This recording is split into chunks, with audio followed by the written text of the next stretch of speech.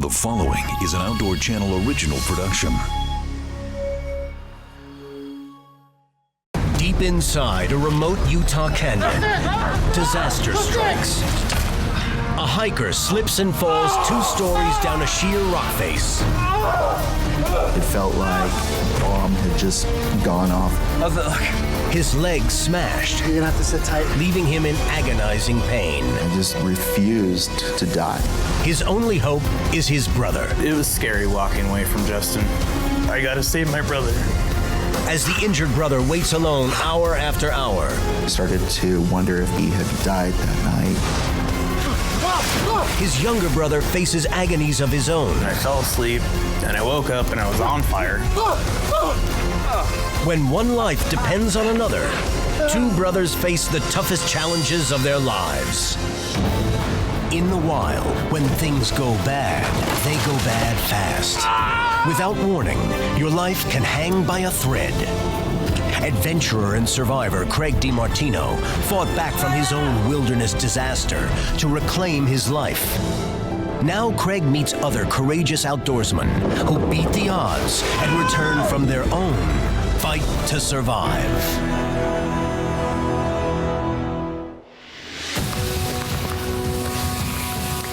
Hi, I'm Craig DeMartino. Canyoneering in the rugged terrain of southern Utah was an adventure Justin and Jeremy Harris had wanted to do for a while.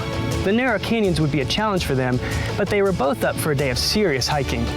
When Justin dropped 20 feet off a boulder to the canyon floor, shattering his leg, their adventure turned into a survival nightmare. Utah's San Rafael Swell. 2,000 square miles of spectacular panoramas. It's a remote, surreal, almost alien landscape. For eons, the relentless runoff has cut through this soft Coconino and Cedar Mesa sandstone and created a maze of deep slot canyons. The twisting canyons drop hundreds of feet below the surface of the mesa and meander for miles. Some are so narrow that a canyoneer, as these hikers are called, has to turn sideways to slip between the steep walls. It was the captivating serenity and the challenge of exploring the mysterious canyons that drew hikers Justin Harris and his younger brother Jeremy. I always look forward to camping trips, hiking around, and just exploring the mountains and the beauty of the area that we have here. Hey. Hey, Justin, it's Jared. How you doing? Hey, still up for camping this weekend? Yeah. Okay, cool. So I think we'll go to Baptist Draw. Justin and I did a lot of climbing and canyoneering. It's about 7-8 mile stretch. And I'm gonna bring the rappel gear because we'll have to go down some pour-offs. Oh, that'd be great. We've never been there. We have to go this weekend before winter settles in. Canyoneering in the desert has been somewhere to escape to and a place to connect. In 2003, the 2 Utah natives were living on opposite ends of the state. For months, they had been talking about getting together for a weekend of hiking and climbing. Unfortunately, work schedules and family obligations confounded their efforts to reconnect, but the brothers kept trying. We just couldn't put the weekend together until late November, and it was later than we wanted to go, but we knew if we didn't go that weekend, it wasn't gonna happen. On a November Friday, the pair reunited in the south central part of Utah, at the edge of the San Rafael Swell. This is absolutely beautiful, Jeremy. It's nice. How much farther do you think before we get there? They drove 2 more hours through Goblin Valley and into the heart of canyon country to Baptist Draw and the mouth of Chute Canyon. It's just a beautifully clean, pristine area. There's no telephones, there's no gas stations, there's no hospitals. It's miles to anything. It's cold, man. Let's get that one by your foot. Their plan was to camp at their truck Friday night, then Saturday morning, climb down into the canyon. What time you want to go tomorrow? I guess it depends if you want to stay next night. Yeah? You got time? They'd hike 8 or 9 miles straight out of the canyon, then circle back and return to the truck by Saturday night. I was looking forward to it, exploring a new canyon and just having fun with my brother. It was extra cold for November. The temperature was near freezing. Holy cow. All right, here's my jacket. Yeah, there you go. Thank you. Go down and around there. Their trek started with an 80-foot rappel down into the canyon. Whoa, you all right, buddy? Yep, I'm good. Good, got it. Since they had rappelled down into the canyon, the only way out was to move forward. Jeremy's trail notes showed a narrow chute that led out of the canyon a few miles ahead. The canyon was very narrow. If you can imagine standing next to a skyscraper and just putting your back to the building and looking up. Look at this. That's kind of what it was like, but you'd have another building in front of you too, right there. All right, let's keep moving.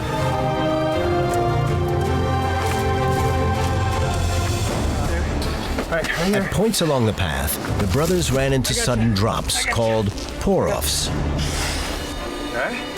Some dropped off dramatically, 20 to 30 feet at a time. There were also large boulders that jutted out, Pretty tight. called chokestones, that blocked their way, slowing their progress.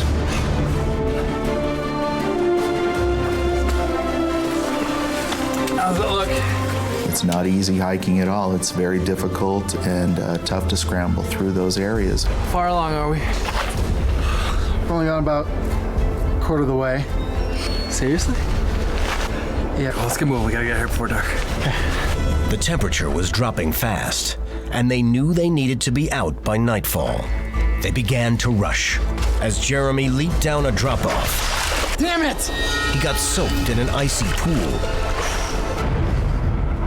Craig met up with Justin and Jeremy in Utah's canyon country and heard their story firsthand. Jeremy hits the water, and he's now wet, and you guys are way in the backcountry. Absolutely. What were you thinking at that point? We're already way behind. Yeah. It's way below freezing. We gotta pick up the pace. We gotta get you back to camp. I'll get you warmed up.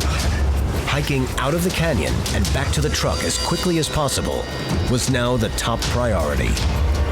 So Justin and I had picked up the pace. We came to another drop.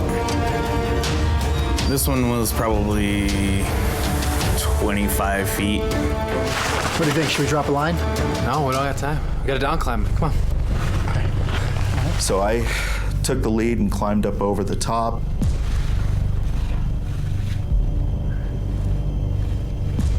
And as I put my back towards the rock and started looking for handholds and places to put my feet and move down this rock, I lost my footing. Jeremy grabbed Justin's hand, but felt him slip away.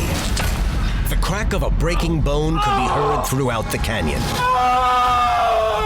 It felt like a bomb had just gone off in my head. I've never heard anyone scream in agony like that in my life.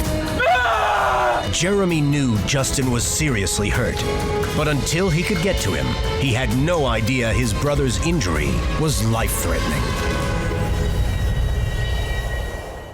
Brought to you by John Deere. Nothing runs like a deer. Justin Harris and his younger brother Jeremy had finally gotten away for a weekend of canyoneering in south-central Utah. We gotta down climb. Come on. As Justin worked his way over a boulder, he lost his footing. As Justin loses his footing and goes, he hits the ground, breaks his leg. You know he's broken it. Oh yeah, he's screaming in agony.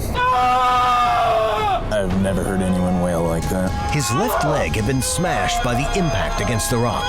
Justin's screams echoed through the canyon.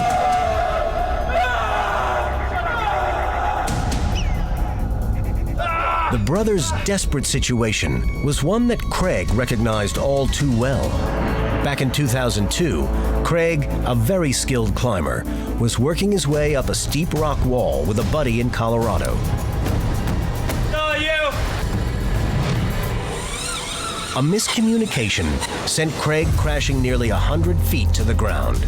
The impact destroyed bones in his feet and eventually cost Craig his right leg. He was yelling like you've never heard someone yell. He's just screaming, and so I started yelling at him. What were you yelling? Stop screaming, and finally he stopped. So I just asked him, do you really believe in God? And he said, Yeah, I do. I said, will you say a prayer then? And he said a prayer. Please protect my brother. by myself. For some reason, everything kind of calmed down. Right. And then I climbed down, Talk to me, brother. It's broken. I felt it snap. Okay, I'm gonna look, okay? and we kind of assessed the situation. Jeremy pulled up Justin's pant leg. How's it look? It's pretty swollen, man. His left shin bone had multiple breaks and was rapidly swelling up. You're gonna have to sit tight. What neither brother knew was that the swelling was a sign of internal bleeding, which was life-threatening. Was that just almost debilitatingly terrifying for you? It took me about a minute to actually grasp what had just happened. Right. And how serious our situation just got. Yeah. Think about how tough it was to just get to that point in the canyon. I may have just, ended it for both of us. Can you carry me out? There's no way I can carry you out of here. What are we gonna do? There was only one other option. Still light out. I'll climb through, I'll get help, and I'll bring help back. There's no way you can get out by dark. Have to, okay? We made the decision that I was going to leave him and go get help. Give me your pack. So we went through all of our provisions. They divvied up their food, leaving most of what little they had with Justin. No. You're gonna get cold, you're not moving. I'll be moving, okay? I'll be all right. I'll give you my best. I don't need You gotta your stay vest. warm. You're sitting still, I'm moving. All right. I'll be moving. Since Justin was wet and immobile, staying warm was critical in now below freezing temperatures. Yeah. Hypothermia and frostbite were very real threats. You get cold, this is here, okay? Okay. In my mind, we may never see each other again. That was a real possibility. Yeah. They found their camera at the bottom of the pack. I'm gonna take a picture. You guys took time to take a picture of each other. What were you thinking? Like, why would you do that? In case either one of us didn't make it out, or both of us didn't make it out, that here was our last moments, our last day. There'd be a record, there'd be something left behind. We just knew we had to. Here we go, okay? I love you. I love you. We told each other that we loved each other, that we'd be strong and we'd be able to get out of this. I just told him, think happy thoughts, you'll be fine. But I remember him taking a few steps and going farther down the canyon from me, and then he went around this turn in the canyon, and he was gone. Now Justin was alone in the frigid, dark canyon. He had no idea if he would survive his injury, or even if his little brother would survive the difficult solo trek for help. The brothers' happy reunion had become a horrible nightmare. A canyonier's worst nightmare, slipping off a high ledge Justin! and shattering a leg. Justin Harris and his brother Jeremy were always close, but now Justin's life was in his brother's hands.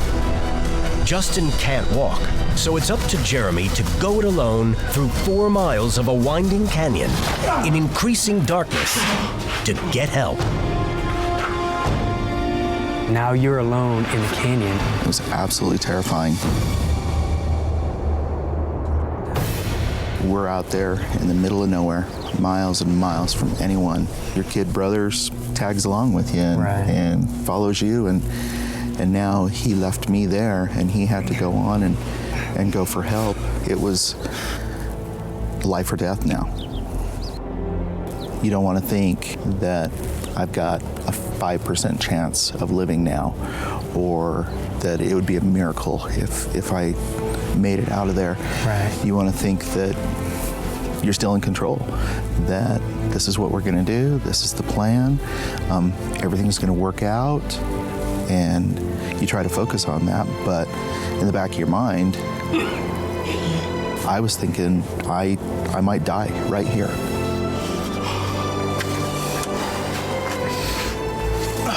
The plan was simple enough. Jeremy would hike out, return to their pickup, and call for help using the cell phone they had left in the truck.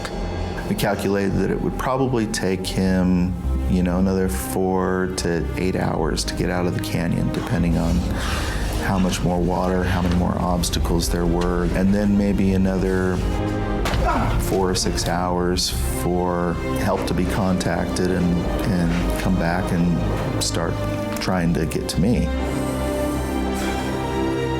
Keeping warm was imperative, but next to impossible in the freezing temperatures. And then there was the internal bleeding Justin couldn't do anything about, causing his muscle compartments to swell, which were beginning to restrict blood flow to other parts of his body. If I could make it through the night, then I would have a really good chance of living and getting out of that canyon. And so that was my goal, that was my plan. Jeremy hiked and climbed his way through the maze of boulders, chokestones, and pour-offs. The canyon had been pretty dry so far.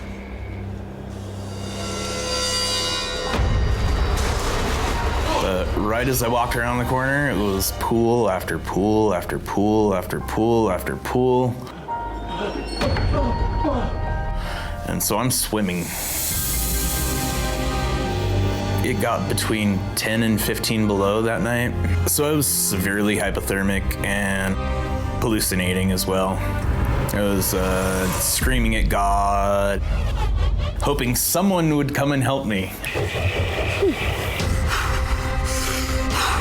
Justin, meanwhile, tried to stay warm. He flapped his arms, made windmills, whatever movements weren't too painful to keep his blood flowing. Hour after hour, he watched his leg blow up like a misshapen balloon. So I pulled up my pant leg and I looked at my leg to see what was going on there.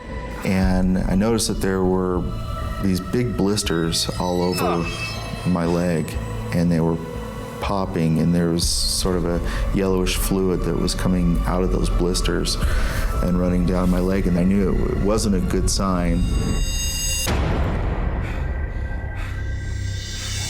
Exhausted from hiking and fighting off the cold, Jeremy made steady progress on his way out of the canyon.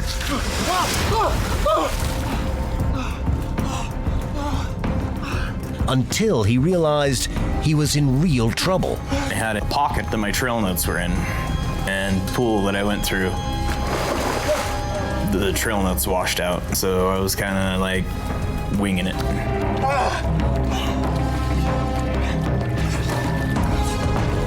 So I continued down the canyon.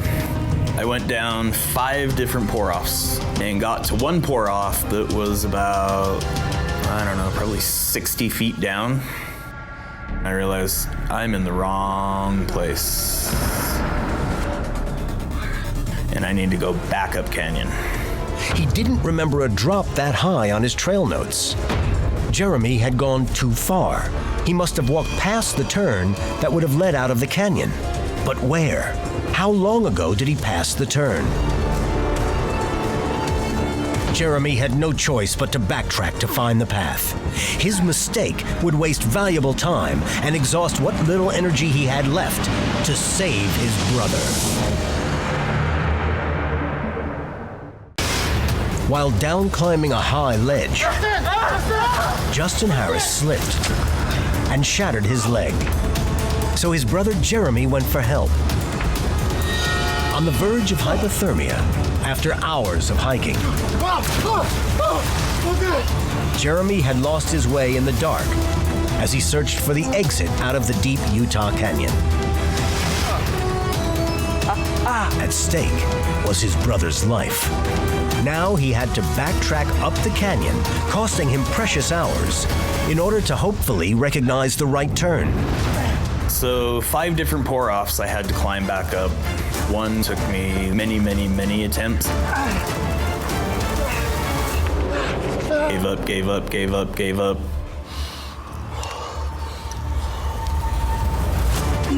Try again. It took me like several hours to get back up. As Jeremy retraced his steps in search of the path that he had missed, Justin's condition became grave. In the middle of the night, it was so cold that I felt like my skin was freezing, and I started thinking about, frostbite, and I need to do something else to warm my body up. So I would try to do some arm circles. I would try to move my good leg, eat a little bit, anything that I could do to warm myself up. The freezing temperatures and soaking wet clothes were getting to be too much for Jeremy. All that was in my mind was to save my brother. I gotta save my brother. And so it was really hard to take a break, but I had to warm up.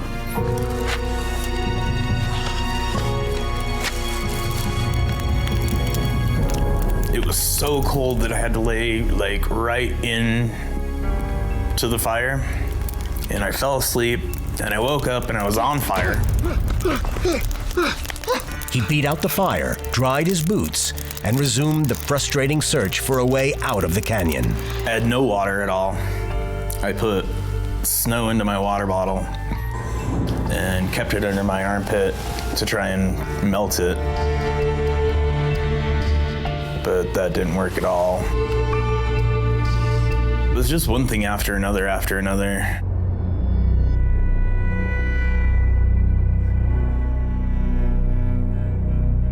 Justin made it through the long, cold night.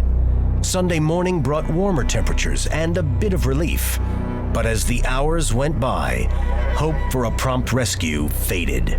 It's a challenge to stay positive. It's a challenge to stay motivated to get through another 5 minutes or another hour. You start to doubt, and I worried about a lot of things. I worried about Jeremy and his physical limitations and if he was going to be able to get through it. And as the day went on and the light finally made it down into the canyon again about the middle of the day, and then passed over the canyon into the afternoon, and it started getting colder again, that's when I started to think about Jeremy, and I started to wonder if maybe he had had an accident or if he had died that night in the canyon.